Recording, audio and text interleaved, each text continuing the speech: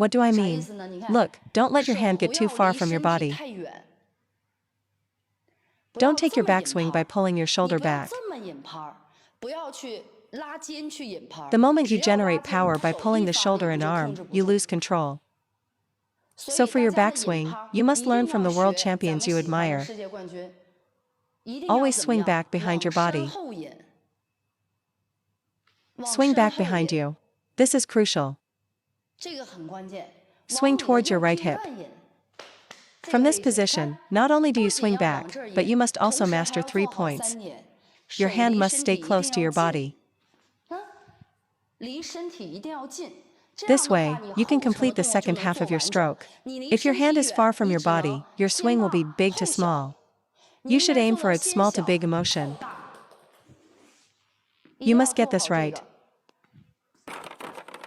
You can't just swing wildly like this, that's a big to small motion. I've watched all the top players' forehands, and every athlete I admire uses its small to big motion. You absolutely have to master this point. A big to small swing lacks quality. It must be small to big. For topspin, it depends on the ball speed, but for backspin, this is definite. During the backswing, keep your hand close to your body. All modern forehand loops against backspin are different from how we used to do it. We used to teach opening up, extending outwards. Look at the era of players like Ma Lin and Wang Liqin. They all had big, extended swings. If you watch them closely, they all loop like this. Modern technique starts with the hand close to the body, then extends through the second half of the stroke. So, everyone can try this. Start with your hand a bit closer to your body, then drive through the follow-through. The second key point you must do is, the racket head must point towards the floor. I tried it the other day, and pointing the racket head down makes the entire motion much more coordinated. What does this mean? It means more spin. It generates more spin. See? Point the racket head down during the backswing. Many of our club players, especially shakehand players, point it up or to the side, but never down. After pointing it down, you store energy here, and as you rotate, you naturally create a brushing racket angle.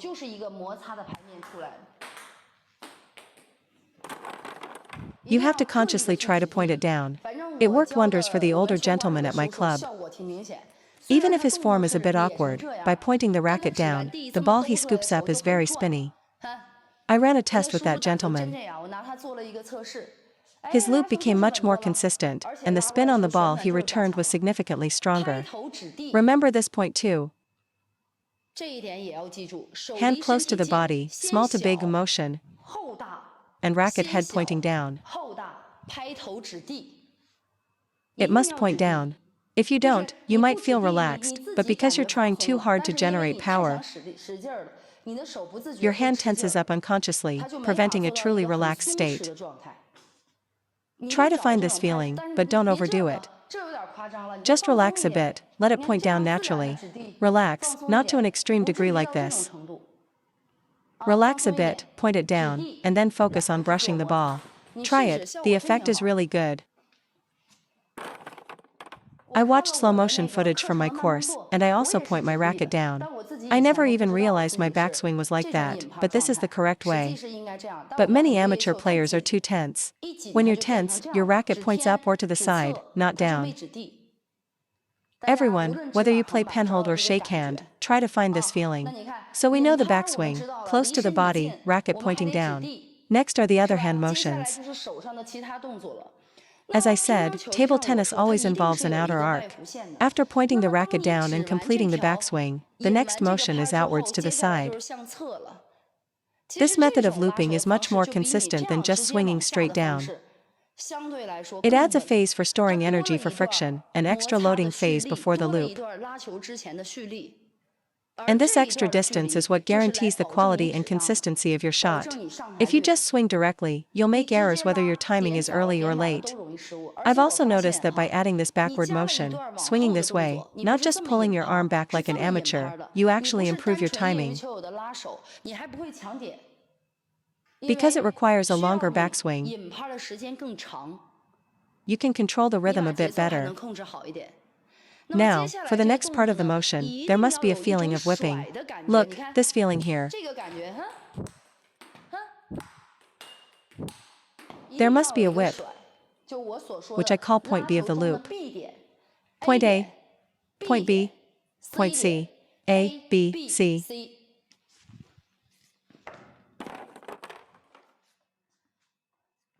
A, B, C. This point B must have a U-shaped feeling, just like this.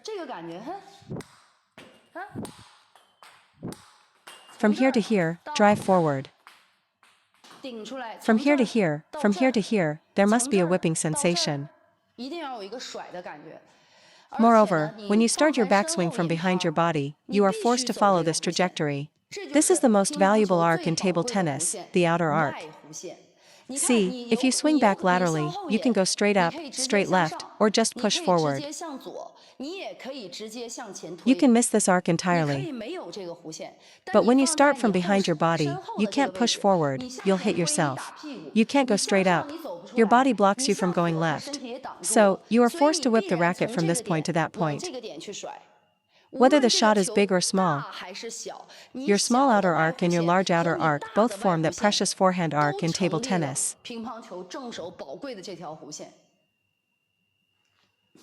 If you swing back laterally, you can just push, go up, or go left, which is why your forehand won't be very good.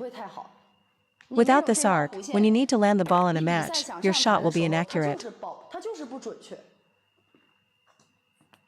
You just can't loop it on the table. You're prone to making errors. So, if you master this, you can also control the rhythm. Whether it's Fan Zhendong, Ma Long, Chen Meng, or Sun Yingxia, this arc is extremely obvious in their strokes. Starting from here ensures rhythm, power storage, and the table tennis outer arc. So, when you loop, try to feel it, start near your right hip, close to your body, then at point B, whip, whip, whip, and then finish the stroke. If you master these 3 points, your forehand loop will definitely improve. It's guaranteed to improve. So at our point B, look, from point A to point B, you have this whipping feeling. Whip it out, and then move to point C. This feeling here. Drive it out, drive it out, drive it out. Then a quick finish at point C. This will definitely help. Now, from point A to point B, your direction of force isn't upwards. This prevents you from lifting your upper arm. Your direction of force can be from back to forward and sideways, creating an arc that wraps around the ball.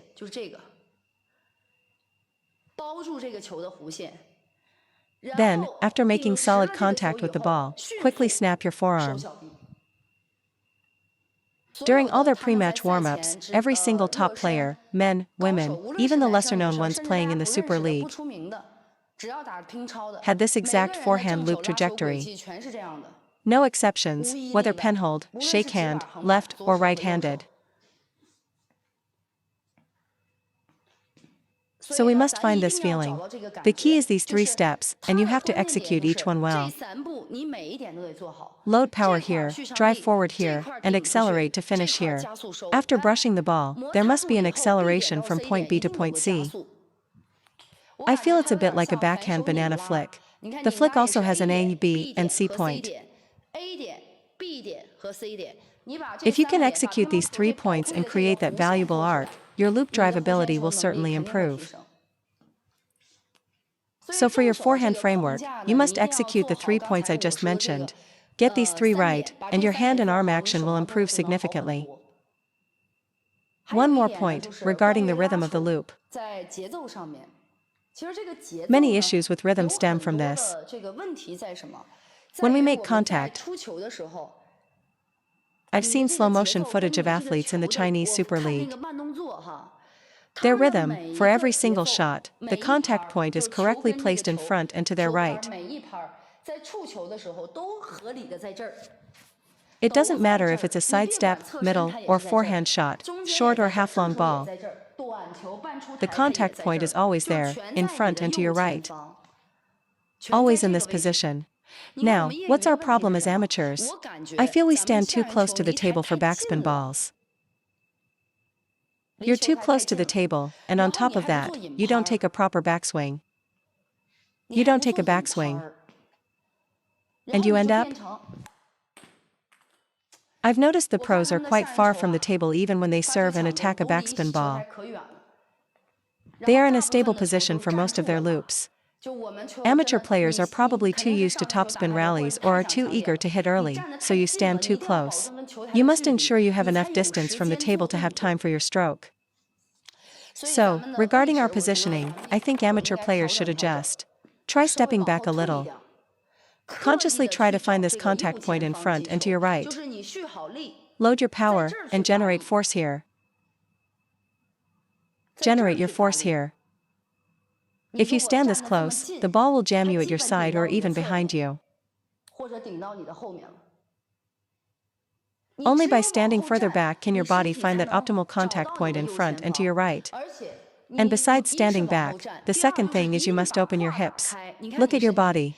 If the contact point is here, compare this stance with this stance. You must open your hips to secure that contact point in front and to your right. If you can't open your waist and hips, your contact point will be beside your body. This is called beside the body, this is in front and to the right. This is beside, and this is in front and to the right. So when amateur players see a backspin ball, the first instinct must be to open the body. For example, during my ready position, as I turn, look at my foot. Open for forehand. Open for middle. Open for sidestep. My first instinct is always to open my hips. When you see the ball, it's like a switch. For backspin balls, it's essential. For topspin, it doesn't matter as much because you often hit the ball on the rise, so it's different. But this is like a switch. When you see a backspin ball, the first thing is to flip that switch on. Opening up helps you find the contact point. If you feel you're struggling to create friction with your hand, just a push from the hip can lift the ball and create the arc. When you get a ball to your forehand side, you must open your hips, like a small switch. Opening up means letting your body make space by moving back. Don't let your body stay parallel to the table, that's not open. Open the hips, this is open. Look at my body, rotated, and driving forward. This is the closed position. From here, you can only lift the ball upwards, you can't go forward like this. Am I right? You can only lift upwards. You can't move forward like this. Only when you open up can you move forward.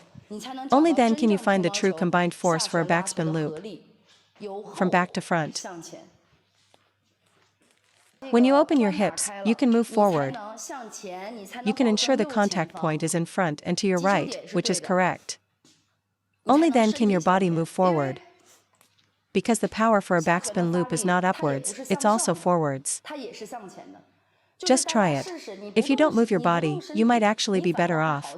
Using your body incorrectly can cause more problems.